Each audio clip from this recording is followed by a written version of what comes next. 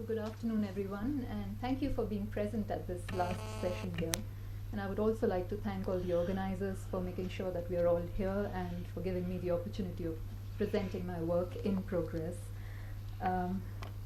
So what I'm presenting here is basically a part of my PhD thesis, where I look at the place of Islam in India's identity and foreign policy discourses. And in terms of theoretical grounding, I'm not going to spend too much time on it, but I draw on the same theoretical framework as Thorsten presented yesterday, whereby foreign policy is not seen as something that is the external behavior of a state or an actor, but rather a practice that constitutes identity and that draws and demarcates the border between the self and the other. So in this particular paper, what I look at is a set of MEA declassified files that I accessed while I was doing my field research here. And they deal with the section which was at that time called Arab World and Turkey, and for the period 1947 to 1960, so immediately after India's independence. And the question I pose as I look at these documents is, how did the foreign policy discourse of a newly independent India constitute itself and the other in the context of West Asia?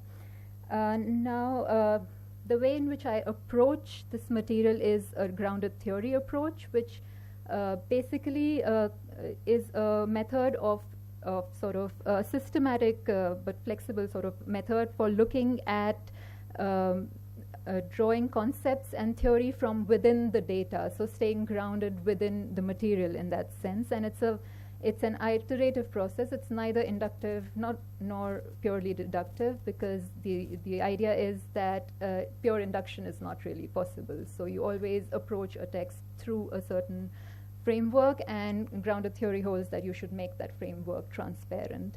And it is an iterative process that goes back and forth between the data and theory and concept building. So the first phase involves theoretical sensitivity, where you lay down the basic approach that you have, which, as I said, I'm looking at it from a post-structuralist perspective, where foreign policy is seen to construct the self and the other. But the second phase then involves trying to set aside this framework and staying grounded within the text or within the data that you are analyzing, and basically looking at it away from the theoretical framework and see what emerges from there, and remain open to the new information and surprises that emerge from there. And the final third phase, and this looks like it's 1, 2, 3, but you keep going back and forth between these phases. Final phase looks at then comparing what was found in the text with the theory and with broader literature and also conceptual history, so that we can draw upon the sedimented practices that inform what emerged from the text in that sense. And like I said, a key to grounded theory analysis is remaining open to new information and surprises that emerge from while you're analyzing or looking at your data. And for me, this was looking at a file from 1948 dealing with foreign policy in the Middle East. And the title of the file was Communal Propaganda in the Middle East. And communal is scratched out and replaced with anti-Indian. So that was something that struck me.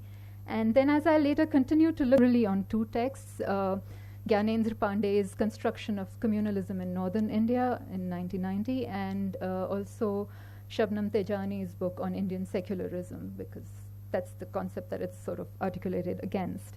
And this is a very brief, as in it's a complicated phenomena, but this is like in a nutshell, what comes across from the conceptual histories is that it is not a natural phenomena that is intrinsic to Indian society, as sometimes it's taken to be, but an outcome of specific historical processes.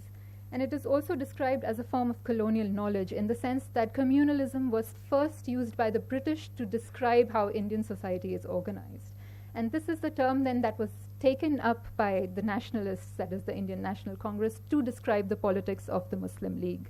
So in a sense, it harks back to this pre-independence rivalry between Indian National Congress and the Muslim League, and whose politics was dubbed communal. So in a way, as in what we can take from this is, of course, that in the immediate aftermath of independence and partition, these meanings that were formed or that came into being during the anti-colonial struggle continued to inform foreign policy making post-independence.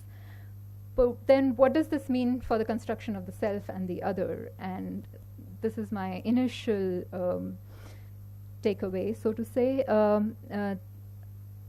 The appearance of communalism, in a way, highlights the tensions and anxieties related to Islam as part of the self and yet the other. So Islam is definitely a part of the Indian self. India needs it to articulate itself to be secular and plural against Pakistan, which is, of course, a religious country.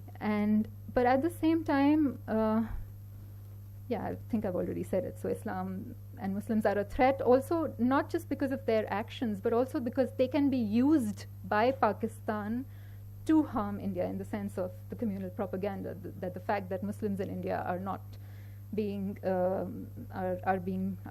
in trouble or under threat can be used as a threat to India or India's reputation in the Middle East. So this is where I am at the moment, and I would look forward to your comments. Thank you.